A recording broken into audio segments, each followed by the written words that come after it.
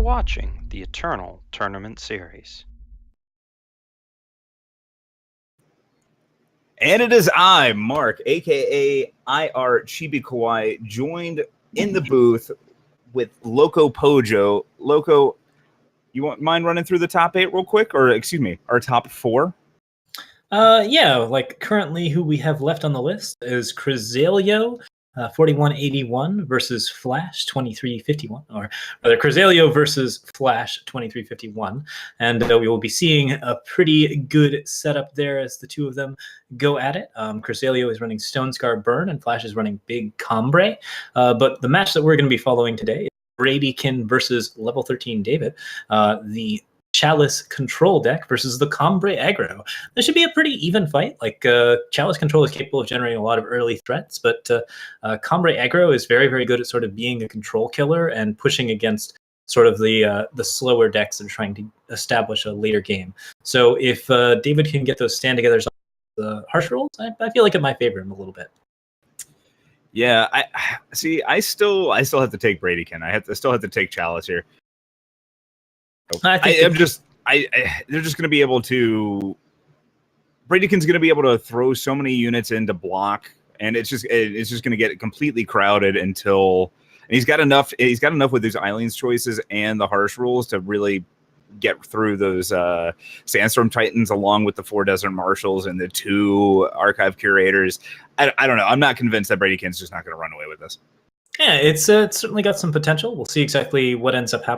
I think that both players are pretty evenly matched here, so yes. I don't have a huge favorite in either side. But we do have the Combre healers coming up for David soon.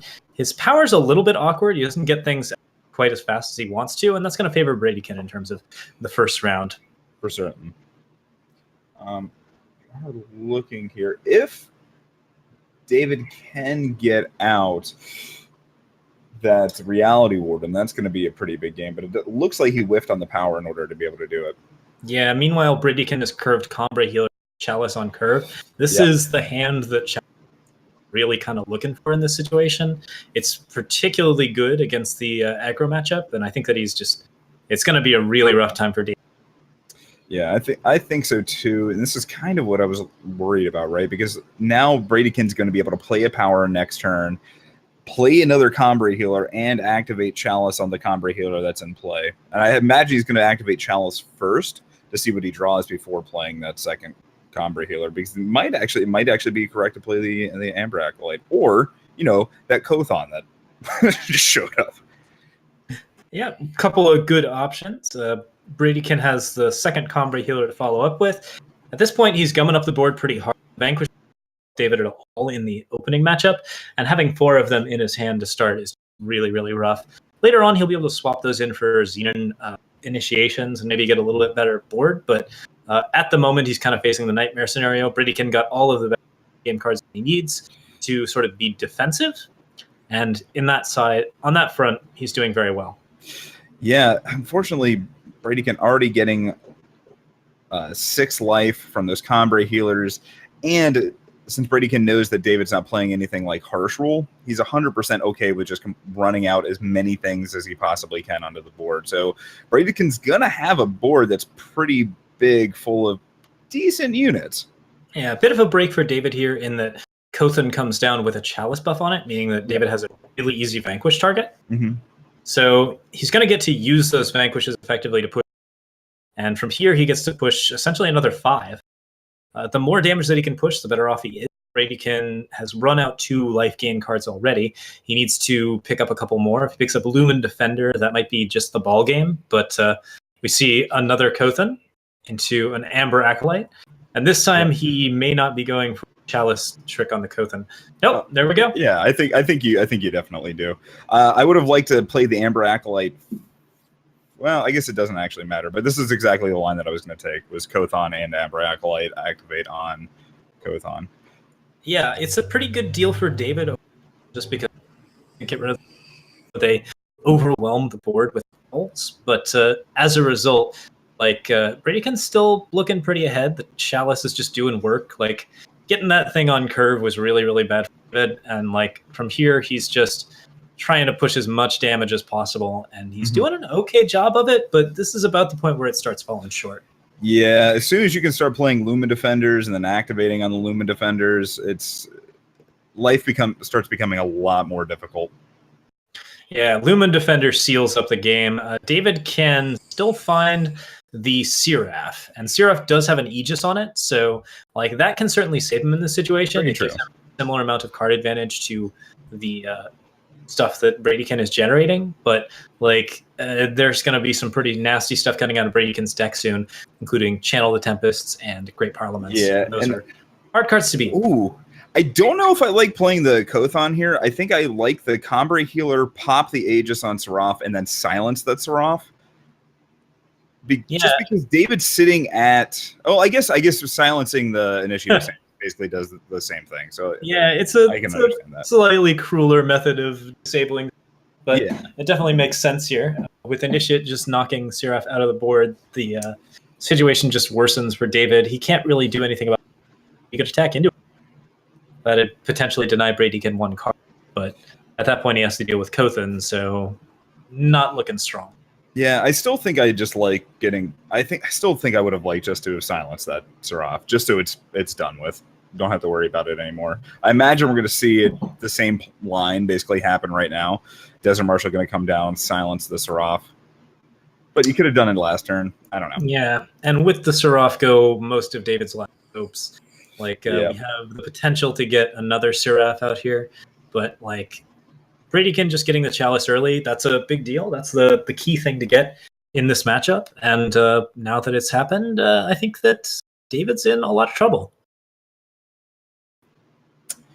All right, we see Awaken soon. Awaken soon could get pretty big, but unfortunately, that Lumen Defender just gonna hold the fort down for a good while. Bradykin still has tons of units that it can activate on, so it's not like it's going to be any sort of chore for Bradykin to make sure that they have good cards. We've seen activation of the Kothon coming down, and we have the Eileen's Choice that is still castable. Things are not looking up for David here. It's all over but for the Cryon. The reason that I considered David a potential victor here was because it often takes Chalice decks a good long time to get online with the Chalice, but if you draw it in the opening hand and you play it down, there's not much you can do about it from a sort of slow mid-range perspective. So attacking for 7, that's just not really doing a whole lot. David can use Finest Error to make his bonus a little bit better, but that just kills like a single Combre Healer. It's not going to... Well, and Eileen's Choice can still be fired off here. Yep. That's a pretty big answer, and that'll be it for David. All right. Well, on to game 2. On to game 2, indeed.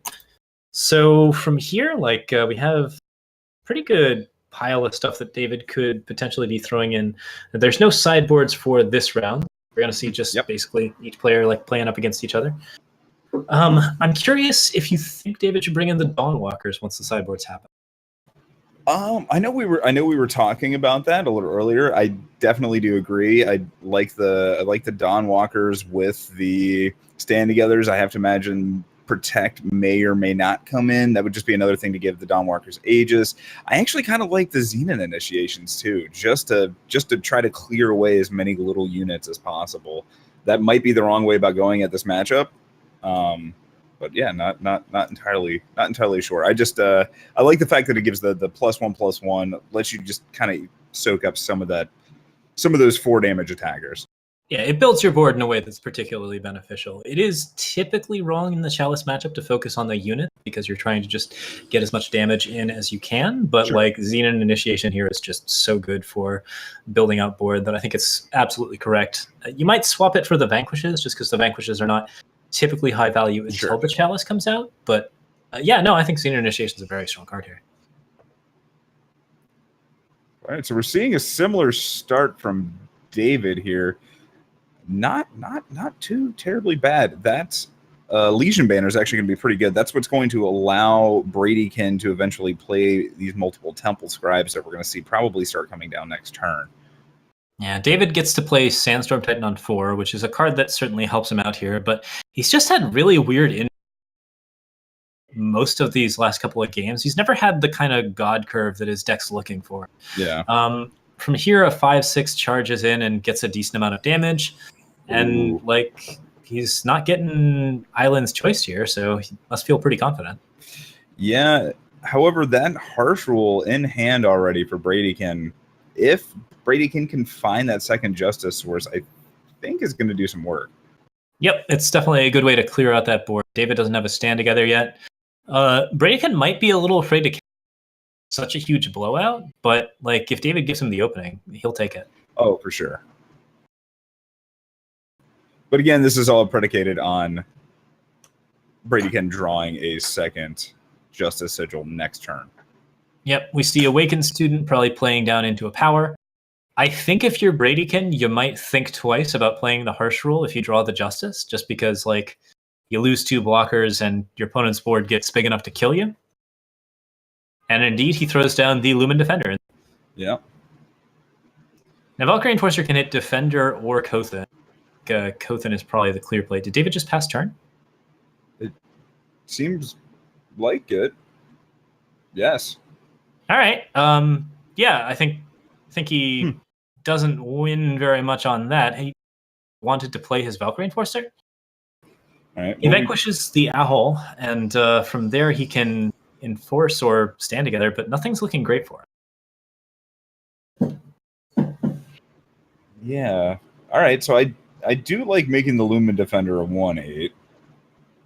That's going to be excellent, especially when not that Bradykin knows about the Reality Warden that's in hand. Deck lists are public knowledge, but it gives him basically a blocker that can block everything in the deck. Yeah, David's stuck on green influence here. Get his or maybe generating some pressure, but it's going to be really hard to get Bradykin into a stand together at this point. Swinging with everything. I think he might just stand together right away, just to get that extra bit of push. Yeah. And his opponent has lined up blocks that are actually pretty beneficial. It's not going to be amazing for it. At least kill the 2/2. Yeah. Okay, so 3 damage across, a 6/7 Sandstorm Titan, a lot of Aegises preventing Harsh Rule from being a particularly good option. Ooh. And a bit of advantage on board, but Chalice coming down now. Yeah, it's going to be a 4/8 Kothan. Nothing to, shake a stick at. Going to be able to block everything that David's got going on. David's still going to be able to force through some bits of damage here, and it might be enough for, over, like, repeatedly. Yeah, with the second stand together, I think he's got a reasonable chance here. Yeah. We see blocks lined up in a way that doesn't really encourage Harsh Roll. I think David might not even want to stand together here. Like, he's not losing anything on this block. Yeah. I completely agree. I don't think there's any reason why you would... I don't think there's any reason to light off that... or, like, fire off that second stand together. Yeah, it looks like Bradykin is sacrificing his board rule and then Harsh Rule again.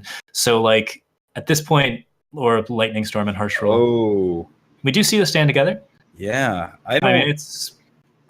like, you're still in such a good position without doing that. I don't know. I'm not a huge fan of that play. He's got a lot of raw aggression now, so we'll see exactly how it all winds up for him.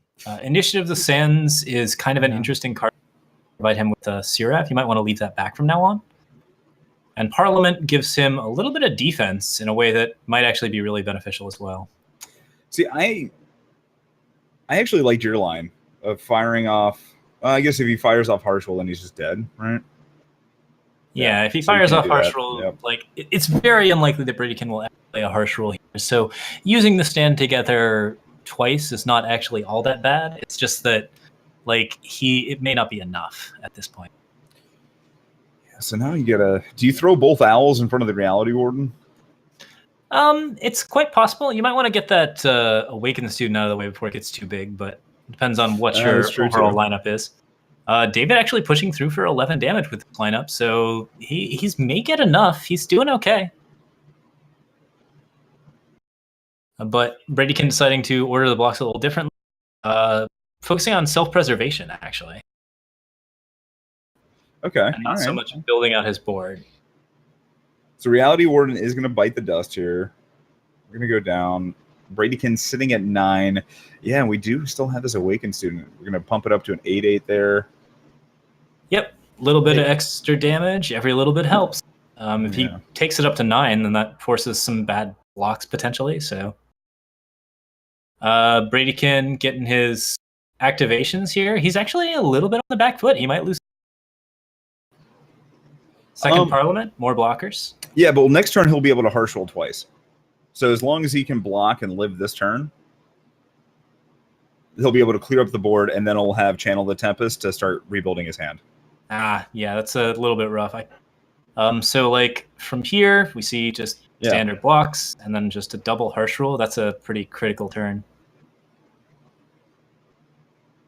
David gets 4 more damage across. Ombre does not have a way to push the remaining damage, though. So once those double harsh rolls are out, David's game might be over.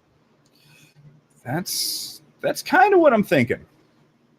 Yeah, we see 4 at his face, another 3 to just put him down to 25. Yeah, and then a power, a rule, and a rule. Yeah, because anything that David plays is immediately going to be able to be Channel the Tempests. So they're never going to get a chance to attack to actually get in to deal with any of this 5. And each channel is drawing him 3 cards, and he's got 2 chalices. I think Bradykin's going to... I don't want to speak too... Oh, wow. Well... Stabilized pretty well. Yeah, little things. Oh, that's a 6 channel hurts from here. Yeah. This has got to be a frustrating experience. Yes, it coming down, and from there it's going to be just a little bit tricky. Like Copperhall Elite's a good card here because it manages to be big and also be immune to removal. But you play a Curator, pop the Aegis, right, and then So I like the line of play Curator, pop the Aegis, Chalice on the Curator, and then Eileen's Choice, the Copperhall Elite when it's swinging in. I guess you die to stand together that way? Yeah, so now Copperhall Elite again. He's just kind of sitting on the back foot waiting to get channeled again. Not looking. No. So let's see. So Channel is going to do only 10. With the Chalice, it might be 11. It is. All right. Well, there we go. Boom. So there you go. Wham, bam. Thank you, man. All right. Bradykin 2-0 right now. Yep. Looking good. Yeah, getting knocked into a 2-0 situation means David's sideboard maybe not going to help much here. Brady can bring in backlashes for the stand togethers if you feel like it. Lumen Defender is probably just a better option. Like he might cut the harsh rules altogether and just roll more Parliaments, more Lumen Defenders, more Sandstorm Titans, Scorpion Wasps. If he does all of that, then like what's the point of having a stand together in the first place? Like David, on the other hand, can run a bit different removal. He can roll Initiation to make his bigger. He can roll Auric Runehammer to clear out some of the like more annoying threats. Possibly like if his opponent ever gets into single threats, that's really, really good. I don't know that David's sideboard looks as good as Bradykin's for the situation, though, so it's going to be a really long, hard slog if he wants to take the 3 sweep back. Yeah. But we'll be here the entire time bringing you that coverage, so don't you worry about it. Don't you worry about it, chat. We got you. I think I'm looking here. So it looks like David is trimming down the Desert Marshals. He did bring in the 2 Protects. The Dawnwalkers did come in as well. Looks like the Xenon Initiation's not coming in. Okay. That seems like a interesting choice, considering he needs to really kill a bunch of smaller units, but I think it makes sense. Certainly, I think he's going to have a hard time dealing with Kothan if he doesn't have Xenon Initiation. Yeah. Vanquish was dropped down to a 2-0. I'm trying to see what other changes were made in here. So it looks like Desert Marshal and Vanquish were trimmed. And what else am I missing? Did he just completely cut something? It looks like those are the only 2 things that are... No, he had to have trimmed more, but I'm not able to see exactly what he was trimming. But yeah, and then so You think that Bradykin's going to just take out the harsh rules and go full in on the Scorpion Wasp and Luma Defenders? It's certainly what I do. I'm not really sure what Bradykin's going to run. Like he doesn't have to do all. Like he's been in a pretty good position for the moment. So like if he wants to basically just continue as he's been going on, then that's not too unreasonable. But I think that with Lumen Defender and Great Parliament and Sandstorm Titan, like he's got a lot of good sideboard options to be thrown in. Yeah. All right. Well, then I have to imagine. So it looks like David is wrapping up now. It looks like. Okay. Oh, and it sounds like Crysalia on a Stone Scar Burn and making it into the final. So we'll have at least quick finals. Maybe, potentially. Who knows? Congratulations. I'm excited to see more Stone Scar Burn.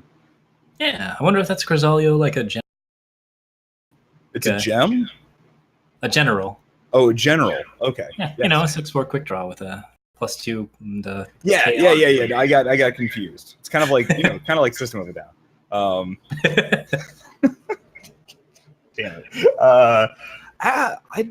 That was an interesting hand from Brady. I don't know if that opener. I only got a glimpse of it, but it looked keepable. I guess it was not though. Maybe too much power in there. Yeah, could be a bit too much power. Could be like just looking for a more defensive option. Basically, that Sigil was a great pickup for Brady there, allowing him to play the Temple Scribe on turn 2. And David having the power issues again. Like he's just been consistently unable to generate double influence when he needs it, or generate a third power when he needs it. And like some of that's sort of his deck's fault, but like some of it's just like a little bit of hurting. Well, let's take a look. How many power are we running? Just the full 25. He might need a few, 1 to 2 at the least, I would say. Yeah. 25 seems a little greedy to me. I think you'd want to be at 26, 27 power for a deck like this. So like we see a 2-1 attacking in on Bradykin's side. Bradykin is the aggro now. David is just trying to figure out what he wants to be playing out here. He can Desert Marshal, he can Dawnwalker, or he can Valkyrie Enforcer, and then he can set up for Stand Together. But if he sets up too much and gets harsh rolled, then that's going to be a pretty rough deal for him. Yeah, I mean, the benefit that David's got going on is the 2 Stand Togethers in hand. So if he decides that this flyer is enough to try to, got it. Yeah, with the Dawnwalker, he probably wants to play it into his Stand Together. Ounces. Yeah, like getting it out early seems like not a big deal. Not a big deal that he's not getting it out early. Also requires 2 time sources. Scorpion Wasp does answer the 3/3 quite well. There isn't a chance to ambush, so the Desert Marshal can't come in. We see an Amber Acolyte continuing to pressure David, just getting a little saucy there, and he chooses to Finest Hour to defend himself. All right. I feel like yeah. It exposes you to Vanquish, amongst other things, and it just means that there's potential for you to lose the Awakened Student. But if you really want to attack in, that might be the right call.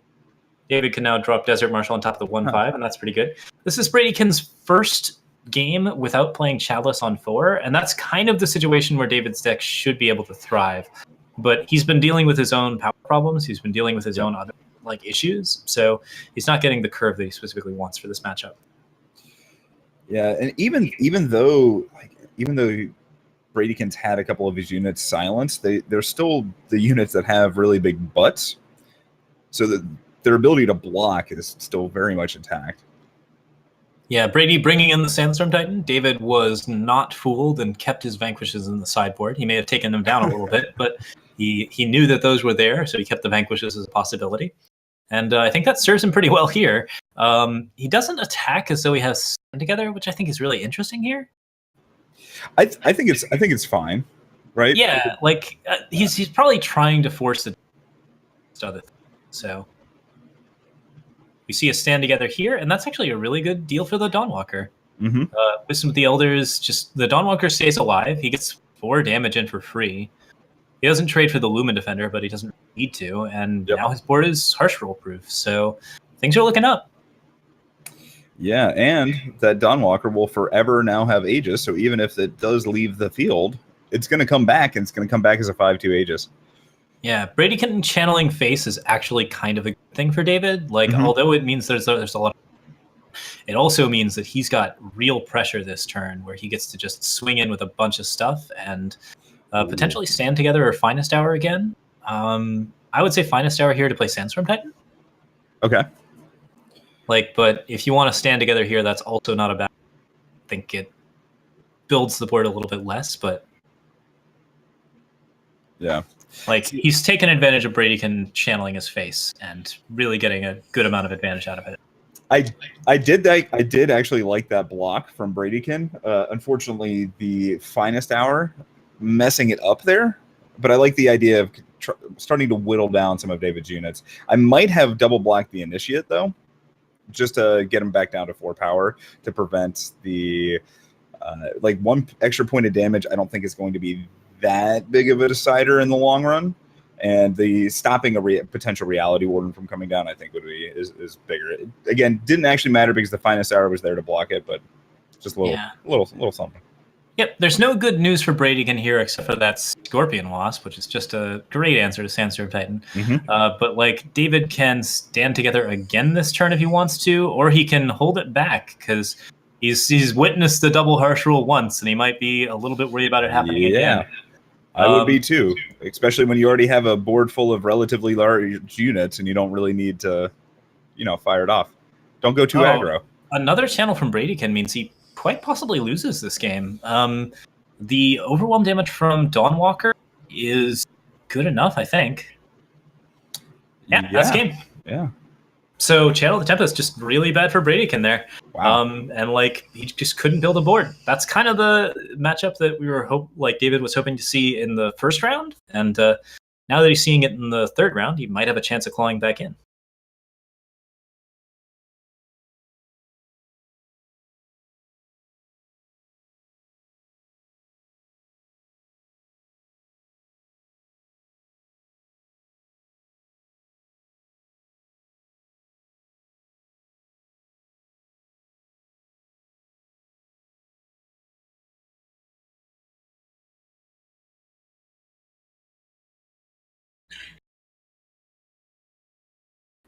Oh, I just realized I was talking to myself the entire time.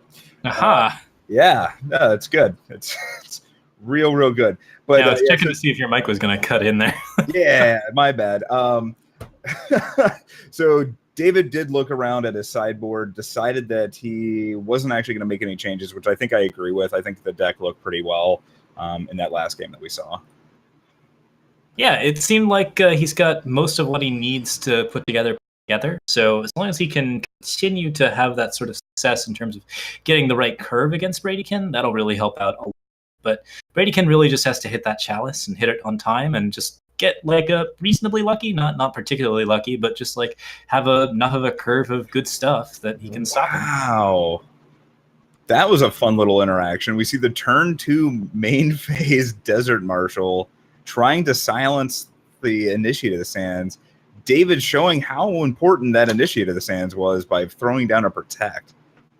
Yeah, he gets Overwhelm on a Sandstorm Titan, which is a pretty good deal for him. Although, of course, he didn't really have a choice there. All the units already had Overwhelm. His hand's looking really interesting. If he draws 4th power, I think he gets in a really good situation, but yep, it's not there. And like on a 25 power hand, you can't really expect it to be there every time. So like this is just a little bit rough for him. Yeah, I think if David goes down in this matchup, it might be just due to his deck not having enough.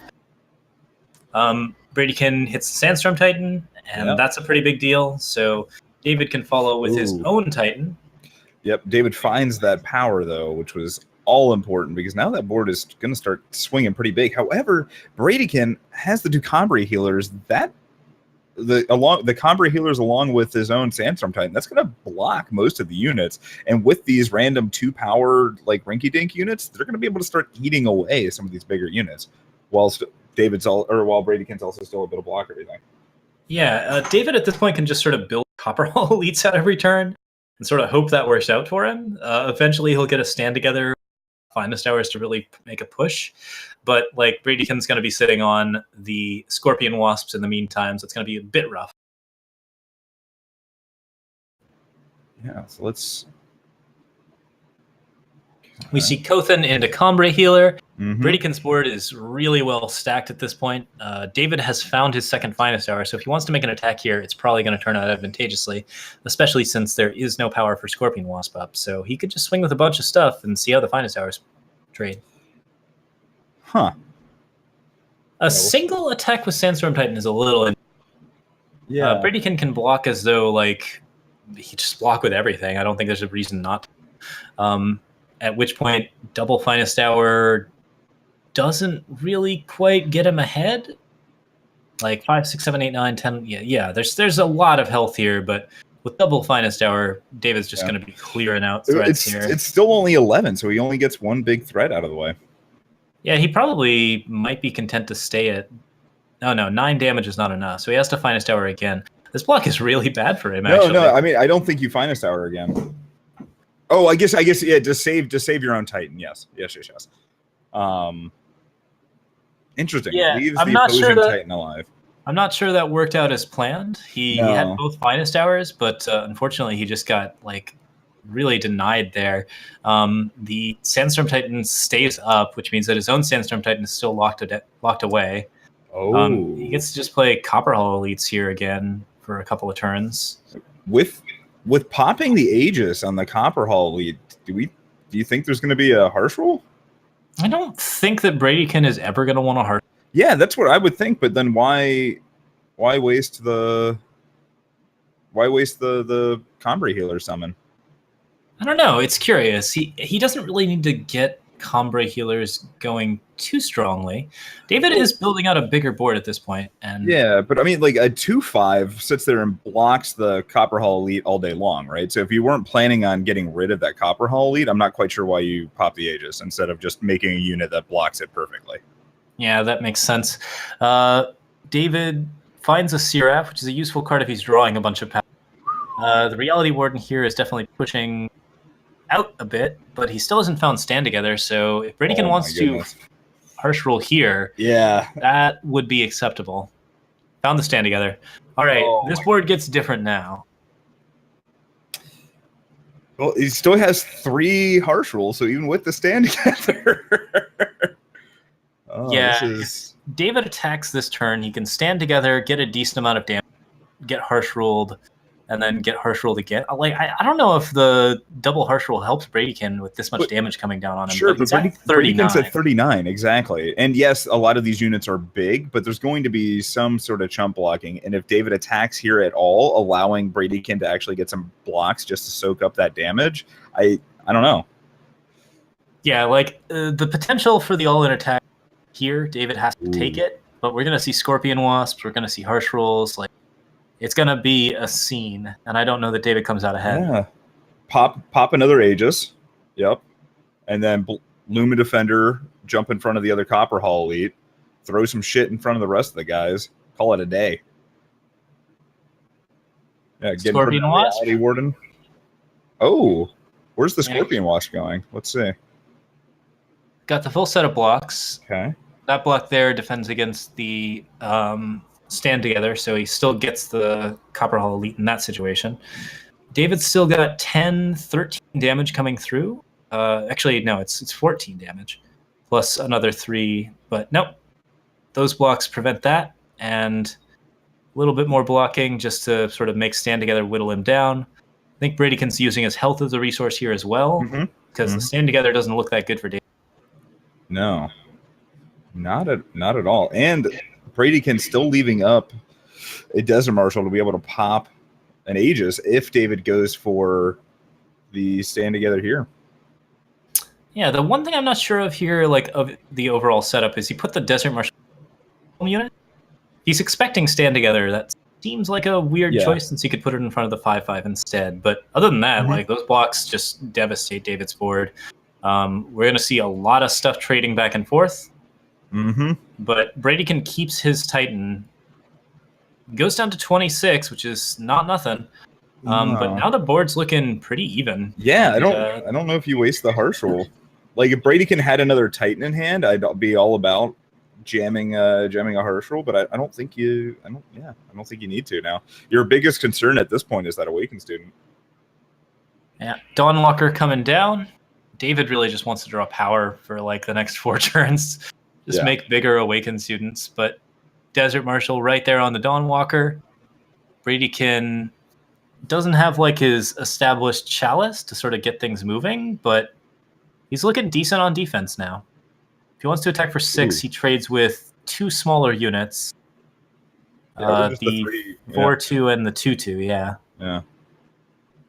Interesting. All right. I don't know if I would have attacked with the. I think I like it here. It might have been 7, but you Oh. do have to clear out some of this stuff to make the attacks happen.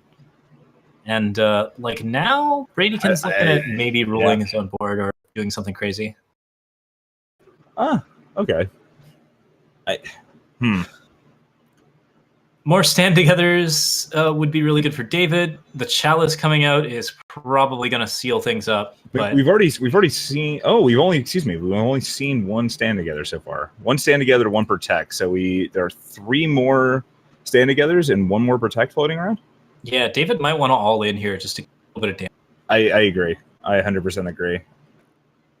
The attack for 7 here looks fine. Reinhardt hits in, and then Kothan makes an owl, which sort of replaces the value that was lost from the Titan. David's board's going to look worse and worse from here on out. Yeah, we'll be able to play the Amber Acolyte this turn as well, if they so choose. Yeah, we see. I think we are going to see the double harsh roll next turn.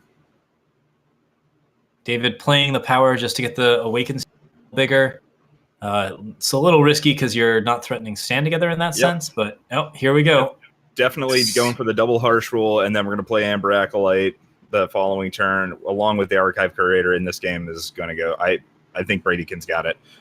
He's got 2 units that he's going to be able to draw cards off of with the Chalice. He's got the harsh rule. David's got 0 cards in hand. I definitely like the double harsh rule here. Yeah, his deck has just been unable to effectively Bradykin situations where he kind of feels like he should. So, like, at this point, he just gets double harsh ruled over and over again. And and this is kind of what I was talking about in terms of this matchup, where I felt like it just feels like Chalice has the upper hand, just because they play as many, if not more, units than David does, and all they're trying to do is chump until they can clear the board. Yep. So David looking at a very, very bad setup from when you're on no cards in hand, you're probably just going to be drawing power. That's going to be the game. And Bradykin will take this series and move on to the finals, which I believe are going to be against a burn deck. Yeah, so that'll actually be fun and interesting. We should have a fun, nice little finals match. So I believe, and we do know that the other semifinals is done. So we are going to go take a quick break. We'll be back. I'm going to get some tea. I'm going to freshen up. I'm sure Pojo's got some stuff he's going to be doing as well. And we'll be back in just a couple minutes. So we'll see you guys. See you guys soon.